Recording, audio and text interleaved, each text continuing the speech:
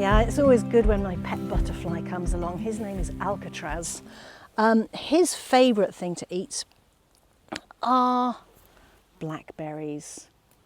Everyone knows about blackberries, don't they? It's really funny, when people start to go foraging, I usually ask them if they've been foraging before, and people say, no, I really don't think so.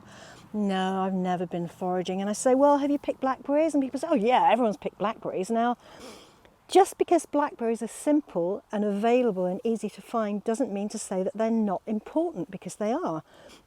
If you think about it, when people really had to survive by foraging, they wouldn't have gone miles and miles and miles to find food. They would have, the food that was going to be the closest is going to be the most valuable. Now, humans have had a relationship with blackberries for at least 7,000 years, since Neolithic times.